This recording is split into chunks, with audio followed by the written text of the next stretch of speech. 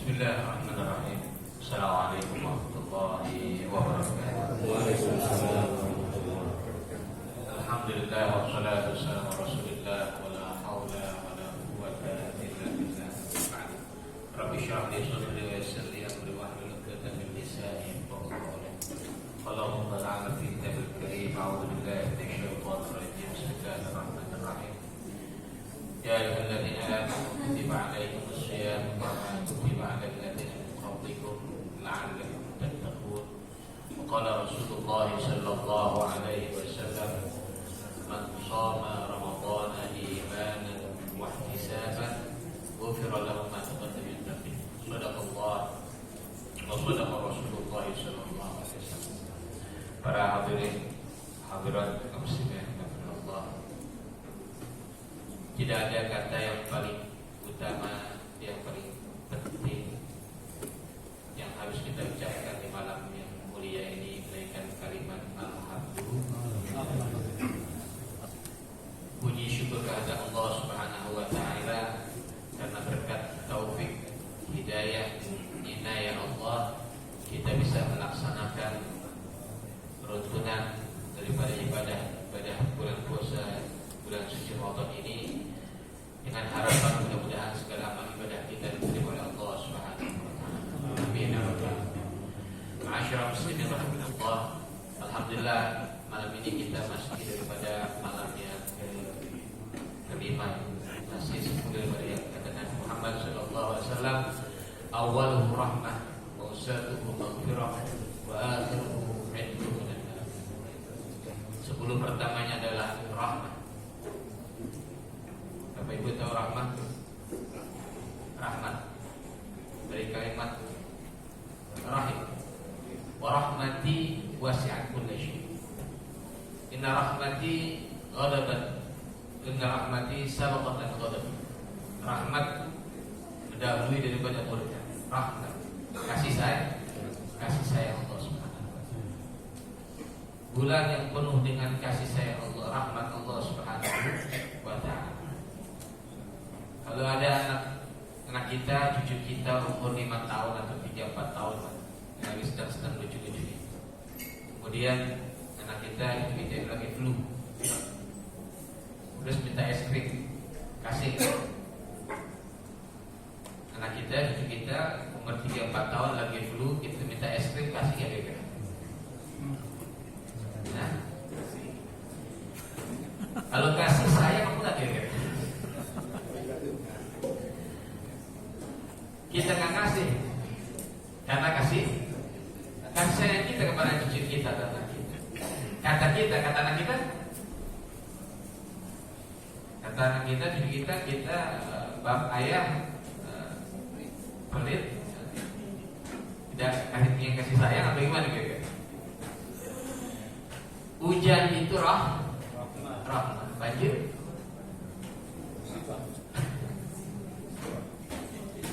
ada kalanya kasih sayang Allah itu yang bentuknya mungkin gak ngenakin kita, tapi itulah kasih sayang Allah Subhanahu wa taala. Sebagaimana tadi anak kita, cucu kita, karena kasih sayang kita kepada yang namanya anak kita sedang sakit, maka kita tahan es krimnya, walaupun di mata mereka itu bukan kasih sayang. Begitulah pula kehidupan kita sehari-hari. Bagaimana kita mendapatkan cara meraih daripada rahmat kasih sayang Allah Subhanahu wa taala? Bisa kita minta ya Arhamar Rahimin irhamna, ya Arhamar Rahimin irhamna, warhamni birahmatikal wasi'ah. Kata Allah, inna rahmati qaribun minal muhsinin. Dalam Al-Quran Allah katakan, sesungguhnya rahmatku, inna rahmati qaribun minal muhsinin, sangat dekat dengan yang namanya orang yang berbuat ihsan atau baik. Inilah kesempatan di bulan yang penuh dengan keberkahan dan ampunan rahmat Allah, kita dididik untuk menjadi orang yang berbuat baik, ihsan. Dalam sholat kita, ibadah kita, sedekah kita, bermuamalah kita, bulan yang penuh dengan kebaikan, karena kita dididik untuk menjadi orang yang muhsinin agar bisa mendapatkan rahmat kasih sayang Allah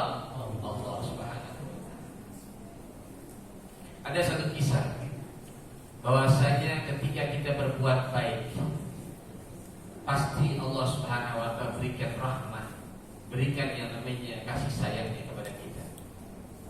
Kita pernah dengar ayat hal jazaul ihsani illal ihsan. Balasan daripada kebaikan itu adalah pastilah kebaikan. Hal jazaul ihsani illal ihsan. Ada satu kampung, seorang soleh yang tinggal di satu kampung. Orang soleh ini rajin ibadah, rajin ke masjid. Punya tetangga. Tetangganya nggak pernah sholat, kerjaannya mabuk, bikin ulah, bikin onar, nggak pernah puasa, nggak pernah sholat, nggak pernah yang namanya ini. Tapi Islam. Punya tetangga, orang soleh ini punya tetangga yang kalau bahasa kita orang baik. Karena Islam juga sholat, suka mabuk, suka gangguin orang. Bahasa ini juga pernah.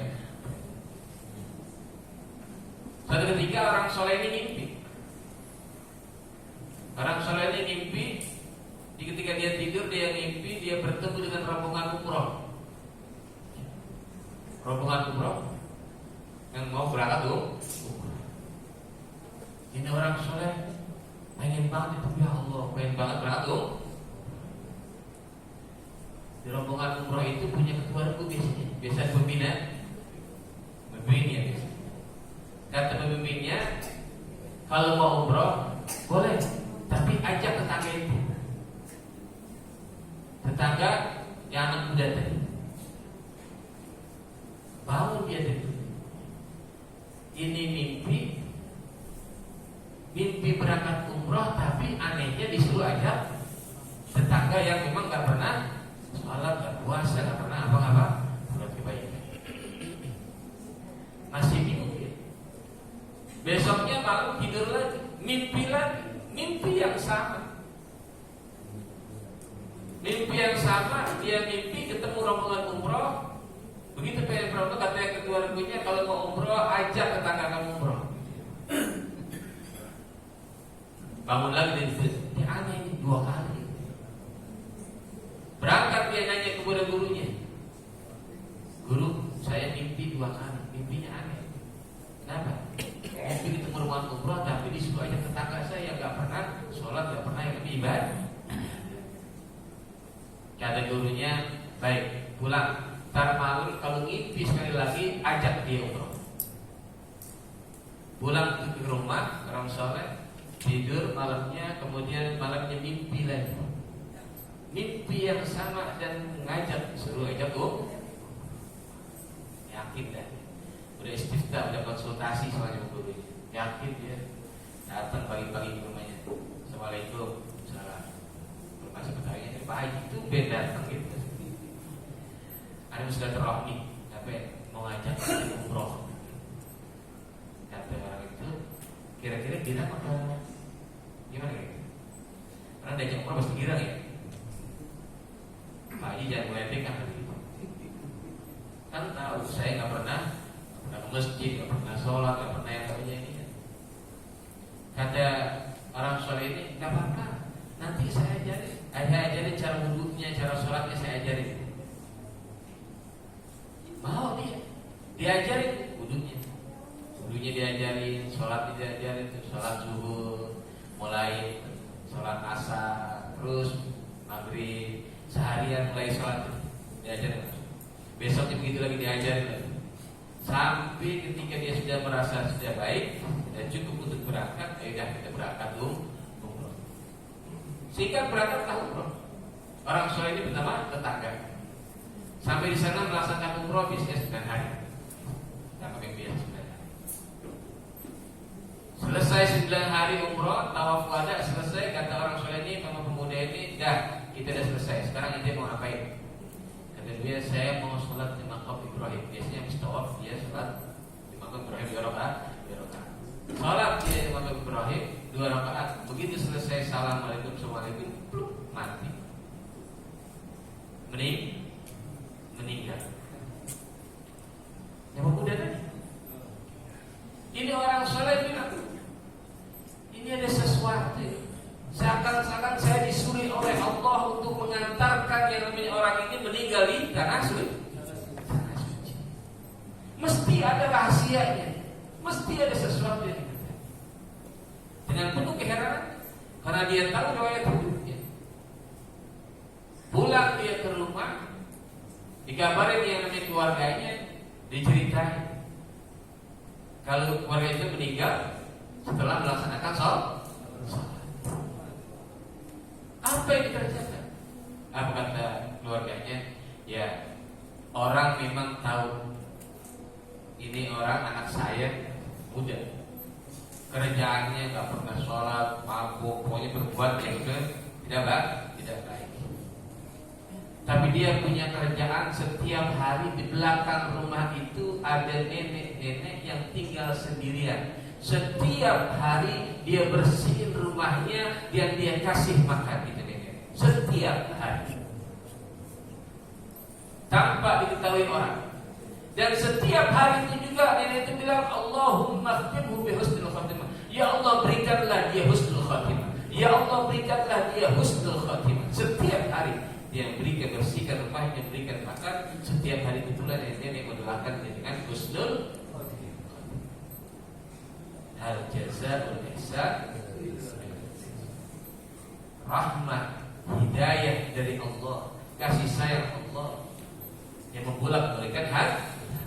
Kita tak tahu husnul khatimah tidak Allah, tapi ketika dia berbuat baik, itulah pintu yang namanya rahmat Allah Subhanahu wa ta'ala. Ya, kita tak tahu. Tapi dengan kebaikannya itu, dengan kebaikannya kepada sang nenek dan dengan doa sang nenek itu, Allah bukakan fitrah. Allah jadikan hatinya husnul khatimah. Beritulah pula kita dengan kehidupan kita sehari. Mumpung bulan kebaikan, kita berbuat baik dengan sesama kita, semampu kita, baik hubungan kita kepada Allah Subhanahu wa ta'ala ataupun hubungan kita kepada yang namanya manusia. Dengan harapan kebaikan itu pasti akan datang kepada kita. Meskipun kadang sesuatu itu gak enak. Ada satu kisah lagi. Ini berapa kita? Cukup ya? Satu kisah lagi. Ada seorang ibu dengan 3 orang anaknya, seorang janda. Kemudian dalam keadaan susah, dia pindah ke kampung sebelah.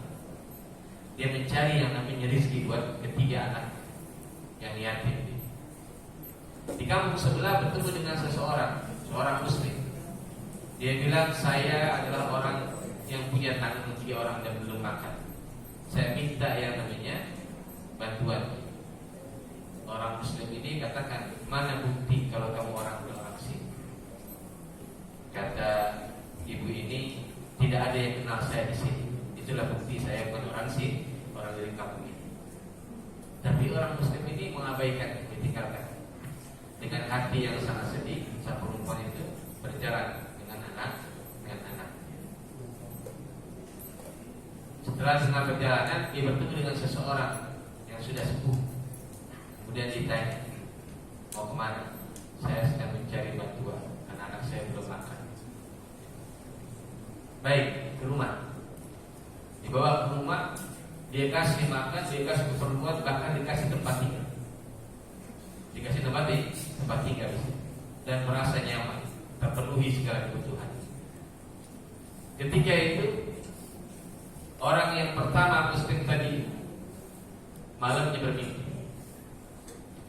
Mimpi kiamat sudah tiba.